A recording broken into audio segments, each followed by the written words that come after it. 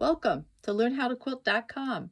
Here's a quick and easy project that you can make with scraps of fabric and an iron-on fusible. For this bookmark, I use this double stick fusible web, but you can use any type of fusible interfacing. I cut a piece a little bit larger than the actual size of the bookmark, and then I cut two pieces of fabric a little bit larger than that. Place the wrong side face up. For this fusible, you just peel it back, and there's a sticky side.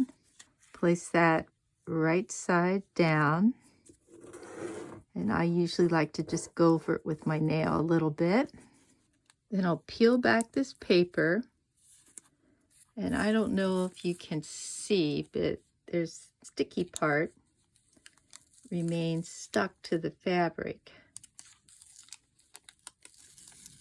I'll take this fabric, I'll put wrong sides together, and I'll take this over to my iron and press.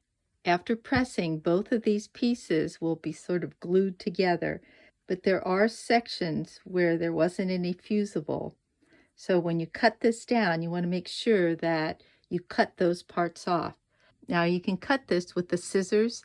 I draw lines first to make sure I'm cutting everything nice and even, or I prefer a rotary cutter. So I know that that adhesive is right past that line.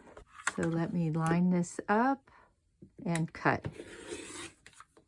That adhesive sort of glues these edges together so it won't fray. When you finish trimming, you want to take your bookmark, fold it in half, like so, get that midpoint, and then about 1/4 of an inch over from the edge, I make a little cut in there.